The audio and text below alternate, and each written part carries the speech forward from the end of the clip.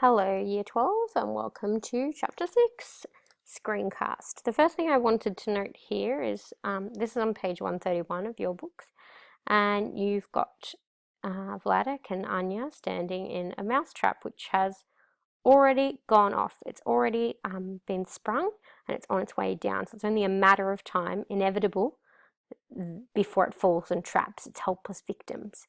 And this chapter opening image is an attempt by Art, who's drawing the comic, to foreshadow the inevitable and encroaching doom that Vladek and Anya will face as part of their attempt to survive the Holocaust. All right, we've got the narration, another visit. Marla's upset.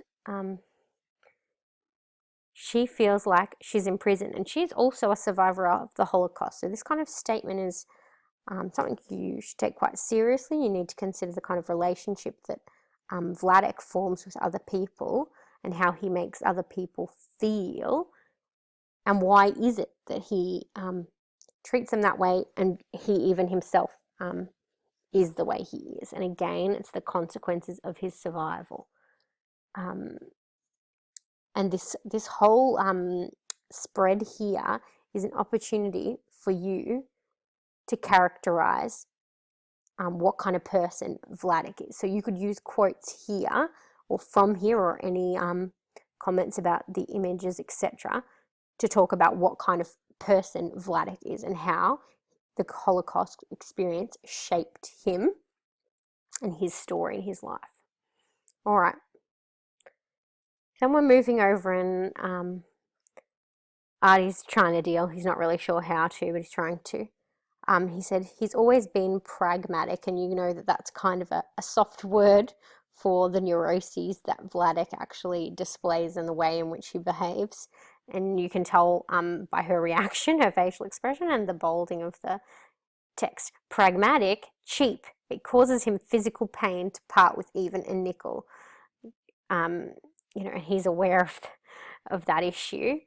And she says, I went through the camps, all our friends went through the camps, but nobody is like him. He is a special case. And that worries both of them, but they don't really know how to deal with it. And he goes, in some ways, he's just like the racist caricature of the miserly old Jew. I mean, I'm just trying to portray my father accurately. Even for himself, he won't spend any money. So again, we're learning about what kind of person Vladek is. It's not that he won't let Marla spend it on herself. He won't let anybody spend it on themselves. So he is at the extreme. Vladek explains the most extreme consequences in the way that he hoards, saves, and refuses to spend, in light of the fact that it seems that he does have quite a bit of money, but he refuses to spend that. And you might touch on like this kind of quote here, nobody is like him. And even over the page, he has hundreds of thousands of dollars in the bank and he lives like a pauper. I wish I got Mum's story while she was alive. She was more sensitive. It would give the book some balance. So he thinks that Anya's story might have helped to soften Vladek's story, but we can never know that because her diaries never appear. They've been destroyed. All right, and then we're looking over, we've got the three of them crowding around the table, and the validity of this text, the graphic novel, and what it adds to the Holocaust experience is important, because even though possibly Anya's side might have softened his story, it's still a story nonetheless. That doesn't make it any less important. And the fact that he's sometimes not a very nice person, as in Vladek is not a very nice person, doesn't detract from the fact that he did survive, and some might see him as a hero for that, or some might see him as lucky or resourceful or whatever it is.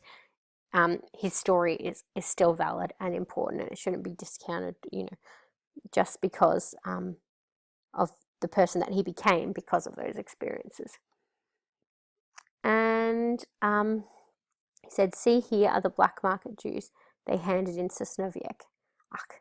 And here's you saying, ach, when I think of them, it still makes me cry. Yes, still, it makes me cry. It's an important book. People who don't usually read such stories will be interested. Yes, I don't read ever such comics, and even I am interested. Of course you are interested. It's your story. Yes, I know already my story by heart, and even I am interested. So there's some quotes here again. The kind of person that Vladek is, even he is overshadowing Artie's work here. It's my story. I know it by heart, and I'm interested in it. And yes, it is his story, but Art is the one that's brought it to life in this form, and that shouldn't be discounted. But maybe Art is discounting that and belittling his son because of that. So a question that you might want to ponder here yourself is the graphic novel an effective way of telling the Holocaust story? And that, not in that exact wording, is a question that does crop up in the exams about the validity or the potential for this kind of form or the medium of the graphic novel to convey the seriousness of the Holocaust experience. All right, and then let's turn over. We've got this comment here to see how it is. Anytime I want to go out for a few minutes, he tries to make me feel guilty. And this is an ongoing theme because Art is often made to feel guilty by Vladek as well for the things that he does or doesn't do.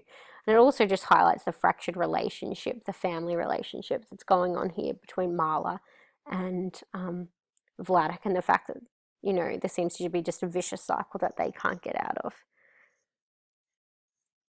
And he says, she says she wants to leave me. I tell her, so here is the door. But remember, it's only one way. If you go out, you can't come back. And this kind of shows the harshness of his personality and how difficult it would be for Marla to be with him. And, Artie suggests, maybe you need to see a counsellor. And he's like, no, don't want to tell them my stories, etc. And this whole spread here made me think of, and I was chatting about this with Miss Connors, is the fact that Vladek sees every relationship as transactional. He needs to get something out of it, and it's only people from before the Holocaust, such as Anya and anybody else in that time period who he met before the Holocaust. They don't have to pay this transaction. He doesn't require something of them for him to give them something in return as such. But from now on, he sees his relationship with Marla, even his relationship with Art, and everybody else as transactional. He needs to get something out of it, and unless he does, then he doesn't feel he needs to give himself. And you can link this to a spread on page 116 where Vladek makes a comment about everybody being for themselves, and the Holocaust made survivors that way. You had to survive by fighting for your own survival without caring about those around you, and possibly, like we saw in Night, family ties were severed. It was every man for himself, and that is awful and sad, but that is often what it takes to survive in these kind of situations. And then you see that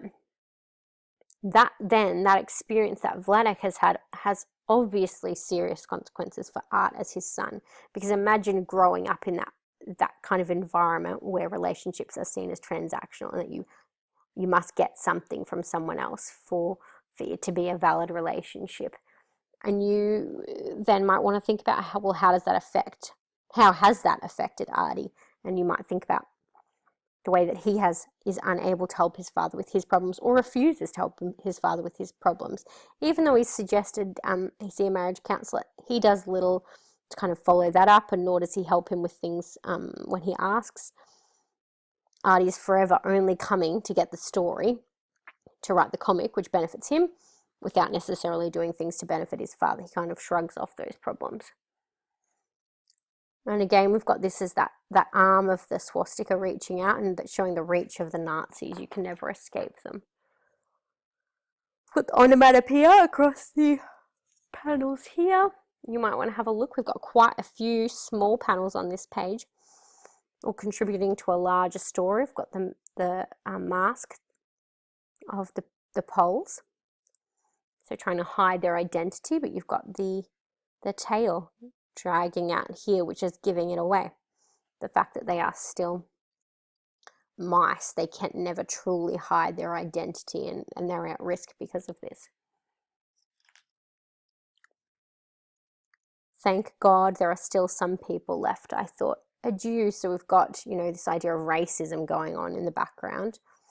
I'm going to call the police. Police, come, because there's Jews. So they've got to hide. And, the Nazis have created a society in which that was acceptable to treat people that way. And people wanted to dob on the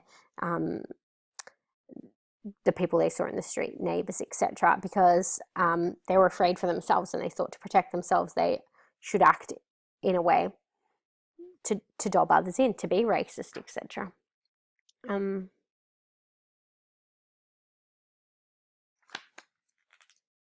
Let's carry on looking forward. Again, we've got the progression of this storyline here in quite a sequential telling. Have a little look. You've got the masks carrying on. Keep looking at that. There is a bit of text, but sometimes there's only a little bit. Think about what else is being conveyed in that image other than the text. The image itself brings a lot to it. And we've got the spotlight in this moment. And so we came there to live with Cow. So they had to hide in a barn to protect themselves. And you've got Anya quite terrified. Don't leave me alone. Think about the shading, the look on her face, the mouth, etc.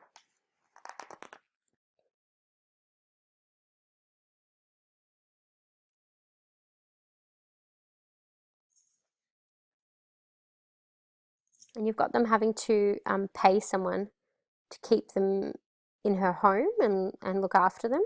So it ends up that this woman, who is a Pole and has a young son, is able to care for them and keep them in her ward, in her basement, I think it is. However, she thinks she gets caught out, and she quickly sends them out. And it just shows how thin the bonds are that hold us together or help us to survive. In an instant, they were kicked out, and she goes, I don't know, but you must get out now. Oh my God, it's the end. Anya started to cry, but we had not a choice. And despite the fact that they'd been with her for quite a bit of time there, with her son, that relationship was severed without thinking, and that's the kind of situation that they're in. And you might talk about how that's conveyed through the images and the dialogue, and what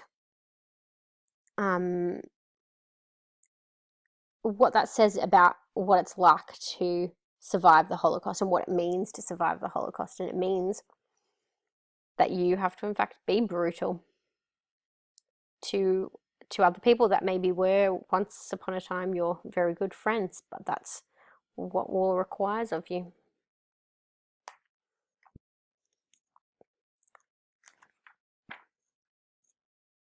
All right, and then just flicking back a little bit, I just wanted to touch on again this idea of the transactional relationship. So Vladek knows that he has to pay this woman to protect them. He must do that because he can't expect, and he doesn't expect, that she would do it out of the good of her own heart.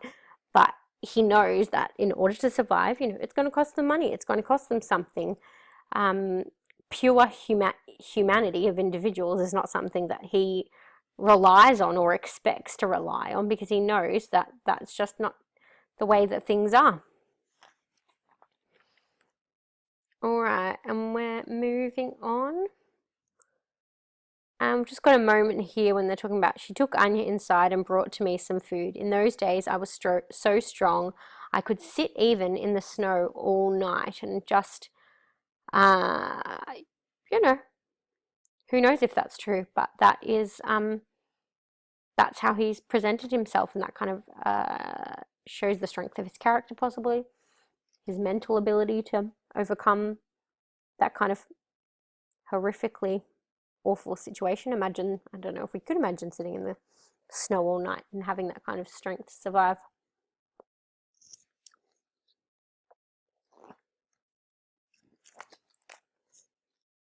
All right, we've got the juxtaposition here. Hindsight, what they knew then versus now. And she told me these two acquaintances visited often to her on Thursday evenings. Today was maybe a Monday. I don't get it. Wasn't Hungary as dangerous as Poland? Because she said two people I know smuggled them to Hungary, and Vladek and Art both know now, when they're talking about this, that Hungary was no safer, probably was more dangerous than Poland. But at the time, of course, they didn't know that. And he says, it was better than Hungary for the Jews. But then near the very finish of the war, they all got put also into Auschwitz. So, they didn't know what was to come. And that's the trouble with hindsight in the Holocaust. People just did not know. And you've got him in the same night. We said goodbye to Quarka and went again to Zorpience, sneaking away in the dead of the night. At this moment here, this rat, those aren't rats. They're very small. One ran over my hand before. They're just mice. And this kind of depiction is of a very harsh kind of vermin that they're afraid of. And he says, of course, it was really rats, but I wanted Anya to feel more easy. So he knows how to help her stay calm. And you've got this juxtaposition, and it shows their humanity in that moment, that even they are afraid of these kind of little animals. And it's a visual marker, a visual reminder to you, the reader, that that they are in fact people, and that we shouldn't forget that, even though the Nazis presented them throughout to be less than. All right, and again, looking down here, this is page 151 in your book, and you've got the children. Look, a Jew, and we've got the deep racism, the indoctrination of children to dob and call out and have this deep fear of just one group of people for no reason. It says, be careful, Jew. A Jew will catch you to a bag and eat you. And he said that's what mothers were telling their children. And so he thought he'd play on that and have a go. And they've said, sorry, mister, you know how kids are. Hail Hitler. And so he came to the party because he knew how to behave to hide himself. That's why he's wearing the mask. So I came out from this well. And this shows again his resourcefulness, his intelligence, his quick thinking, and some of the skills that it took for him to survive. So again, you might not have sympathy, but you might be able to appreciate the fact that he had a very certain skill set that helped him, in conjunction with luck, to survive. We've got Mr. Mandelbaum here. He's the smuggler that's going to try to get them out. Milok helped me in Stradula. Maybe now, if he needed, I could help him. So it's a transaction. He feels like he owes him and he can do something for him. He's seeking repayment on his debts. He doesn't like to have an outstanding debt to somebody else.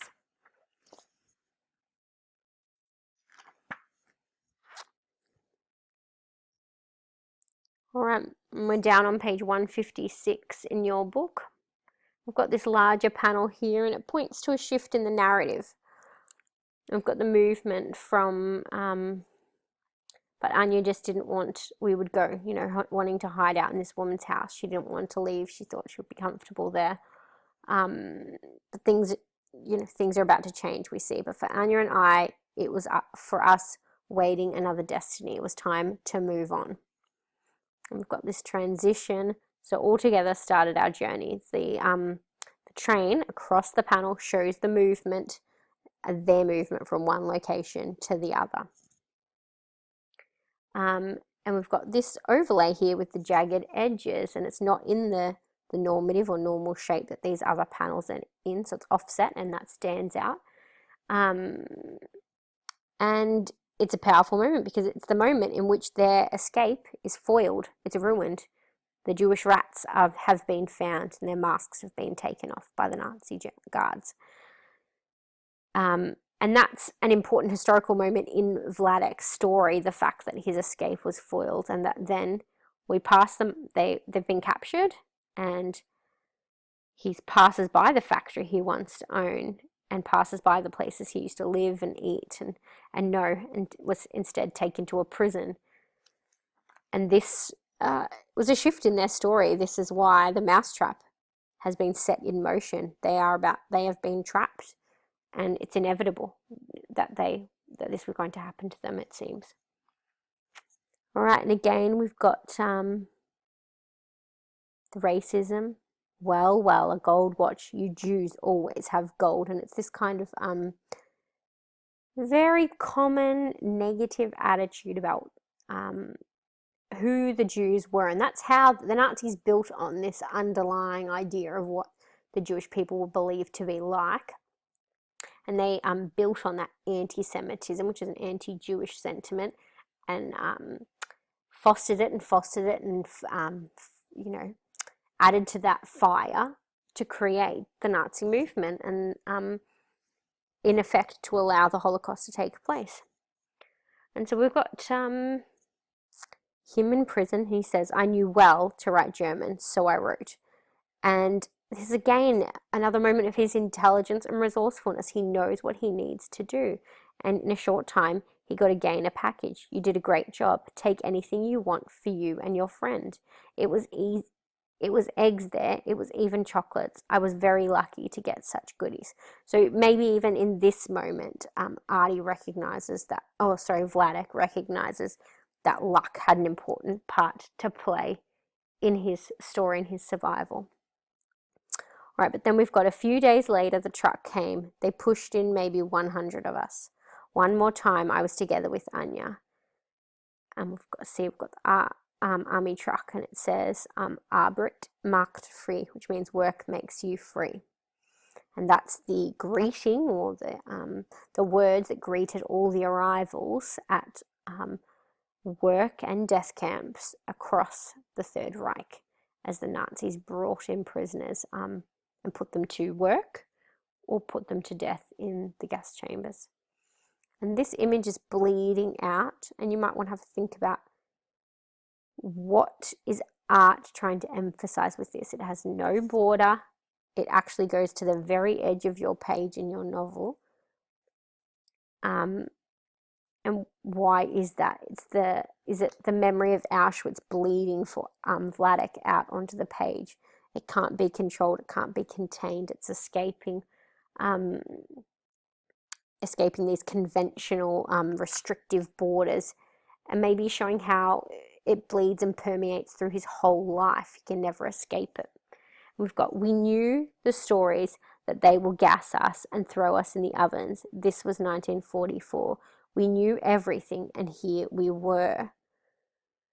And this again, you can see a contrast with Wiesel's story from Night about how they should have known, how they had been told, but yet still so many thousands, hundreds, millions of Jews were taken many years into this into the Holocaust, and their lives were taken from them. But how, there's this struggle for us to understand how it could happen, even in 1944. Yet here we were. We, like Vladek, still don't understand how it happened. And that might just point to the power of the Nazi machine, and the deep and underlying anti-Semitism, and the silence of the world, the refusal of them to act. And he says, "My God, yes, so it was." And that's such a simple sentence, but he's talking about such a big thing. So it was that we're in this camp, and we expected then that they would gas us. So just think about it. And when they opened the trucks, they pushed men one way, women the other way. And again, it's that defining moment. And they didn't know if they would ever see each other again. They didn't know if they would survive. And this is where Vladek says it'd be so great if he had his, Art says it'd be so great if he had his mum's diary. She could contrast his Vladek's perspectives with hers. And he says, no, I just can't find them. Let's check in the garage. He says, these notebooks and other really nice things of Mother. One time I had a very bad day, and all of these things I destroyed. You what? And you've got this silhouette of Artie, the cigarettes dropping out of his mouth. You've got sadness, shock, anger, a lot of emotions going on in that single silhouette that you can imagine he's feeling with this realization or the revelation that his father has destroyed his mother's diaries. And he said, after Anya died, I had to make an order with everything. These papers had too many memories, so I burnt them. And he says, you burnt them? Christ, you saved tons of worthless shit. And yes, it's a shame. For years they were laying there and nobody even looked in. And you see Artie's growing anger. God damn you murderer. How the hell could you do such a thing? And you've got a single sentence here, you murderer.